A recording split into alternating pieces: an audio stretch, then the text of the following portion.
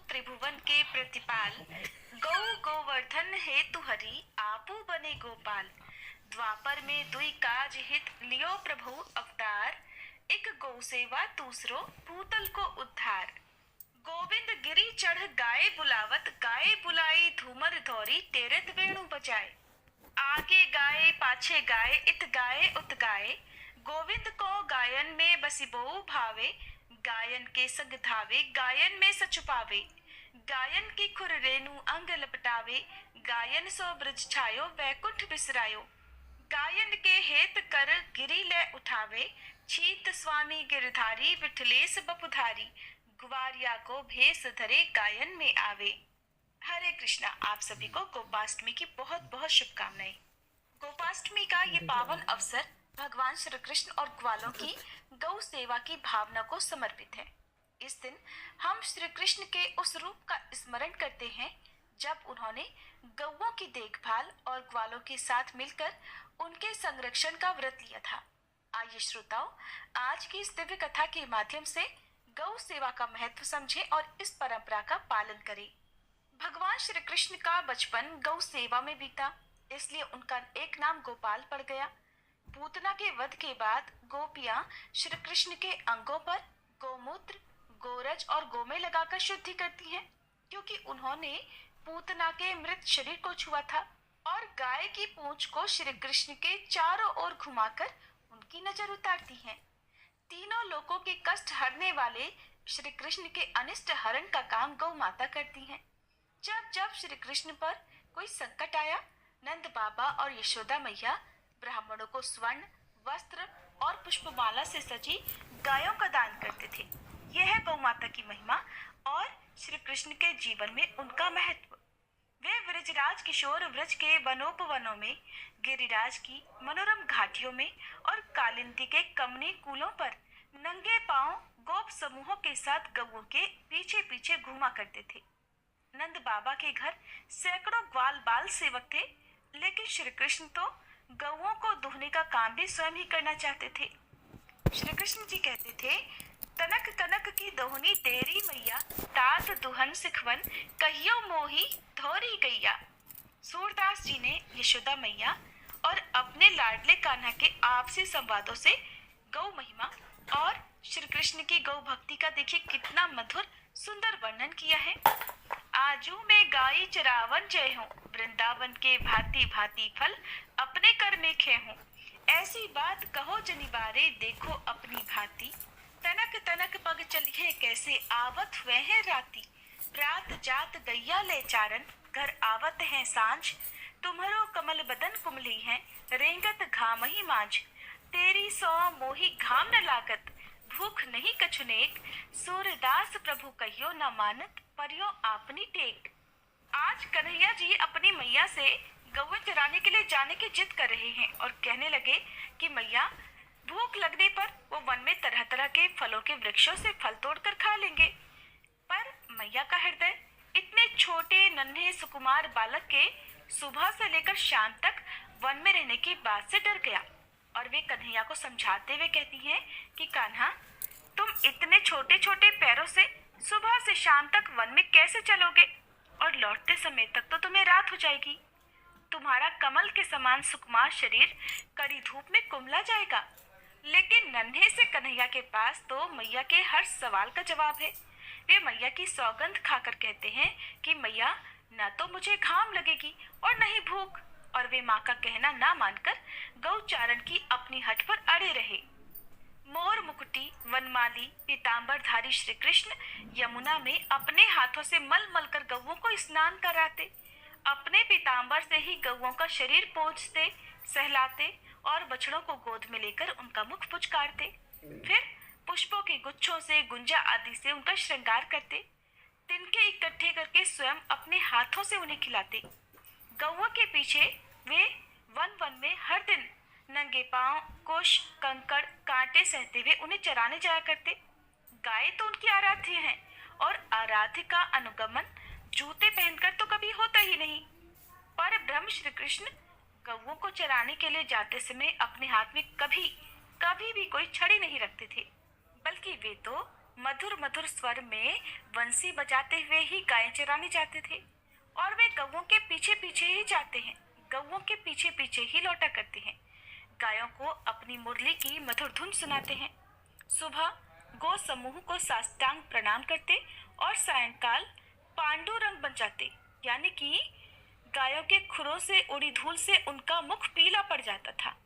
और इस अद्भुत दृश्य को देखने के लिए देवी देवता तक अपने लोगों को छोड़कर ब्रज में चले आते और आश्चर्यचकित रह जाते कि जो परब्रह्म श्री कृष्ण बड़े बड़े योगियों के समाधि लगाने पर भी ध्यान में नहीं आते, वे ही श्री कृष्ण गौओं के पीछे पीछे नंगे पांव वनों में हाथ में वंशी लिए घूम रहे हैं।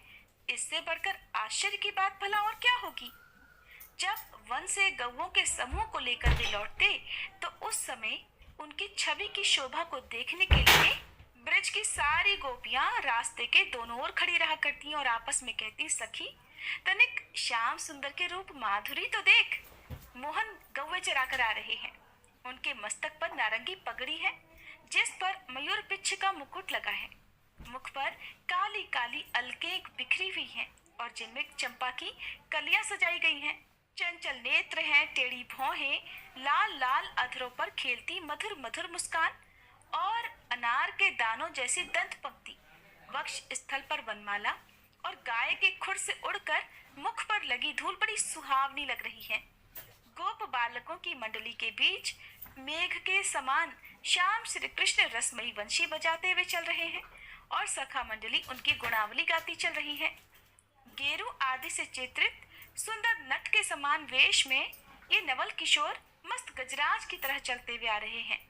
चलते समय उनकी कमर में करधनी के किंकड़ी और चरणों के नुपुरों के साथ गौओं के गले में बंधी घंटियों की मधुर ध्वनि, ये सब मिलकर मानो कानों में अमृत खोल रहे हों। इस सांवले सुकुमार की चितवन में, चंद्रिका में, मुरली में ऐसी कौन सी मोहिनी है जो इनको देखते ही सुर, नर, मुनि, खग, मृग सब के सब मोहित हो जाते हैं और हमारा मन कभी भी घर में नहीं लगता। और श्री कृष्ण को तो केवल गौओं से ही नहीं बल्कि गोरस यानी दूध, दही, मक्खन आदि से भी अद्भुत प्रेम था। जितना प्रेम उन्हें गौओं से था उतना ही गोरस से भी था और उस प्रेम के कारण ही श्री कृष्ण गोरस की चोरी भी किया करते थे। श्री कृष्ण द्वारा 11 वर्ष की अवस्था में मुस्टिक, चाणूर, कुवलयापीठ हाथी और कंस का वध गोरस के अद्भुत चमत्कार के ही प्रमाण है। और इसी गोदुग्ध का पान कर भगवान श्री कृष्ण ने दिव्य गीता रूपी अमृत संसार को दिया था। और श्री कृष्ण ने गौ माता की रक्षा के लिए क्या क्या नहीं किया। उन्हें दावानल से बचाया, ब्रह्मा जी से छुड़ा कर लाए, गौओं के लिए ही काली हृत को शुद्ध किया। काली हृत का जल पीने से जो गौवें मृत्यु को प्राप्त हुई उन्हें श्री कृष्ण ने जीवन दान दिया। इंद्र के कोप से गौओं और ब्रजवासियों की रक्षा के लिए गिरिराज गोवर्धन को भी अपनी कनिष्ठ का उंगली पर बड़ी सहजता से उठा लिया। तब देवराज इंद्र ने ऐरावत हाथी की सूंड के द्वारा लाए गए आकाश गंगा के जल से और कामधेनु ने अपने दूध से उनका अभिषेक किया और कहा कि जिस प्रकार देवों के राजा देवेंद्र हैं उसी तरह हे कृष्ण आप हमारे राजा गोविंद हैं। और भगवान श्री कृष्ण ने ही गोधन की सौ शपथ प्रचलित कराई। वंशी की धुन से हर गाय का नाम ले लेकर वे उन्हें पुकारते थे और वंशी की मधुर धुन सुनकर चाहे वे गौवे कितनी भी दूर क्यों ना हो दौड़कर एक ही क्षण में कृष्ण के पास पहुंच जाती और चारों ओर से उनको घेर कर खड़ी हो जाती थी। मान्यताओं के अनुसार गाय में 33 कोटि देवी देवताओं का वास होता है और हिंदू धर्म में गाय को माता का दर्जा दिया गया है और इनकी पूजा भी की जाती है। गोपाष्टमी के दिन गाय और गोविंद की विधि अनुसार पूजा करने से धन और सुख समृद्धि में वृद्धि होती है। गोपाष्टमी की तिथि को लेकर मान्यता है कि इसी दिन श्री कृष्ण जी गौचारण के लिए पहली बार घर से निकले थे। वैसे तो मैया यशोदा जी श्री कृष्ण को प्रेमवश कभी भी गौचारण के लिए नहीं जाने देती थी। सोचती थी कि कान्हा अभी बहुत छोटे हैं, लेकिन एक दिन कन्हैया ने जिद पकड़ ली और कन्हैया ने इसी जिद के चलते गौ चराने के लिए जाने के लिए कहा। तब यशोदा जी ने ऋषि शांडिल्य जी से कहकर मुहूर्त निकलवाया और पूजन के लिए अपने कान्हा को गौ चराने के लिए भेजा था। तभी से गोपाष्टमी को गैया और गोविंद की पूजा का विधान माना गया है। एक बार कान्हा जी जब 6 वर्ष के हुए तब उन्होंने अपनी मैया से कहा कि मैया, अब तो मैं बड़ा हो गया हूँ। तब उनकी मैया ने पूछा कि हाँ लल्ला, अब तो तुम बड़े हो गए हो, बताओ अब हमें क्या करना चाहिए। तब कान्हा ने कहा कि माँ, अब बछड़ों के साथ साथ गायों की भी मैं सेवा करना चाहता हूँ। मैया ने कहा ठीक है, तुम नंद बाबा से पूछ लो। मैया के ऐसा कहते ही कान्हा तो तुरंत पहुंच गए नंद बाबा के पास और एक ही सांस में नंद बाबा से सारी बात कह डाली। तब नंद बाबा कहने लगे कि लल्ला, अभी तुम बहुत छोटे हो, इसलिए अभी तो तुम बछड़े ही चराओ।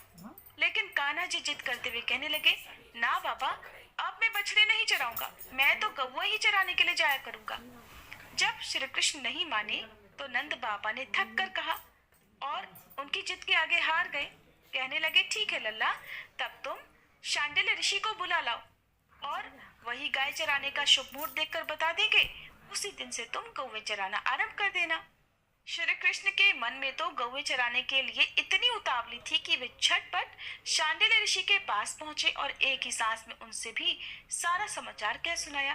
तब शांडिल्य मुनि ने कहा कि कान्हा, अभी तो गौचारण का कोई भी मुहूर्त नहीं है, कुछ दिनों के बाद मुहूर्त निकलेगा, तब तुम्हें बता देंगे, उस दिन से तुम गौवें चराना शुरू कर देना। लेकिन कान्हा जी भला किसी की बात कहाँ मानने वाले थे, उन्हें तो हर हाल में उसी क्षण से ही गौवें चराने जाना था। तब वे ऋषि से कहने लगे कि मुनिवर, अगर आप आज ही गौचारण का मुहूर्त निकलवा देंगे ना, तो मैं आपको बहुत सारा माखन दूंगा। अब शांडिल्य ऋषि भी कान्हा जी की बातों में आ गए। द्वापर युग में गौवें चराने का भी मुहूर्त निकाला जाता था। जो ग्वाल बाल थे, उनसे पूजा करवाने के बाद ही उन्हें गायों को सौंपा जाता था और फिर वे नन्हे नन्हे ग्वाल बाल वन में जाया करते थे अपनी गाय और बछड़ों को लेकर। तो यही विधान कान्हा जी को भी पूरा करना था और इसी परंपरा का पालन उन्हें भी करना था। अब शांडिल्य ऋषि नंद बाबा के महल में आ गए। नंद बाबा ने हाथ जोड़कर उन्हें प्रणाम किया और बैठने के लिए आसन दिया।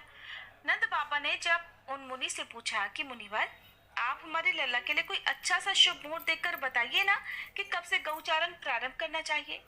तब कान्हा जी जो मुनि की तरफ ही देख रहे थे, तो उन्हें देखते ही मुनिवर बोल पड़े कि नंद बाबा, अभी तो आज का ही मुहूर्त निकल रहा है, इसके बाद तो अगले कई महीनों तक गौचारण का कोई मुहूर्त ही नहीं है।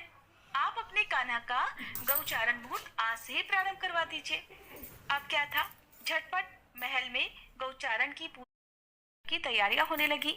मैया यशोदा ने अपने लल्ला का श्रृंगार किया, उन्हें नए वस्त्र पहनाए और उनके केशों में मोरपंख भी लगा दिया। अब जैसे ही वे नन्हे लल्ला के पैरों में जूतियां पहनाने लगी, तो कन्हैया जी बोले, मैया, तब तो ऐसी 1000 जूतियां भी आपको और बनानी पड़ेंगी। लल्ला की बात सुनकर मैया हैरान हो गई। बोले, कान्हा क्यों? तो कान्हा जी बोलने लगे, अरे मैया, पहले मेरी गौवें और उनके बछड़ों के लिए जूतियां लेकर आओ। जब वे मेरे साथ साथ वन में जाएंगी तो कम से कम उनके लिए भी तो जूतियां होनी चाहिए। वो नंगे पांव जाएंगी तो उनके पांव में भी तो कांटे कंकड़ पत्थर चुभेंगे ना। लल्ला की बात सुनकर यशोदा मैया तो हैरान रह गई और मुस्कुराते हुए लल्ला को समझाने लगी कि ना लल्ला, गौवें जूतियां नहीं पहनती, वो तो ऐसे ही जाया करती हैं। तब कान्हा जी कहने लगे, मैया, अगर मेरी गौवें जूतियां नहीं पहनती तो बताओ भला मैं कैसे पहन सकता हूँ? अगर पहना सकती हो तो पहले उन सभी को जूतियां पहना दो। अब भला गौवे क्यों जूतियां पहने? जब कान्हा की गौवों ने जूतियां नहीं पहनी तो कान्हा ने भी पैरों में जूतियां पहनने से इनकार कर दिया। इसके बाद तो कान्हा अपनी गौवों को लेकर नंगे पांव ही वन में गए और फिर जब तक भगवान वृंदावन में रहे उन्होंने कभी पांव में जूतियां नहीं पहनी। आगे आगे गाय और उनके पीछे पीछे मधुर बांसुरी बजाते हुए कान्हा चल रहे थे। भगवान श्री कृष्ण और कान्हा जी के यश का गान करते हुए ग्वाल गोपाल इस तरह से विहार करते हुए कान्हा जी ने उस वन में प्रवेश किया। तब से कान्हा जी की गौचारण लीला का आरंभ हुआ। उसी दिन भगवान ने गौचारण आरंभ किया और वह शुभ तिथि गोपाष्टमी कहलाई। कार्तिक शुक्ल अष्टमी के दिन प्रातः काल में उठकर नित्य कर्म से निवृत्त होकर स्नान करते हैं। प्रातः काल में ही गौओं को भी स्नान आदि कराकर गौ माता के अंगों में मेहंदी, हल्दी, रंग के छापे लगाकर उन्हें सजाया जाता है और इस दिन बछड़े सहित गाय की पूजा करने का विधान है। प्रातः काल में ही धूप, दीप, अक्षत, रोली, गुड़ आदि वस्त्र और जल से गाय का पूजन किया जाता है। धूप दीप से आरती उतारी जाती है। इस दिन कई व्यक्ति ग्वालों को उपहार आदि देकर उनका भी पूजन करते हैं। गौओं को खूब सजाया जाता है। इसके बाद गाय को चारा आदि देकर उनकी परिक्रमा करते हैं। परिक्रमा करने के बाद कुछ दूर तक गौओं के पीछे पीछे चलते हैं।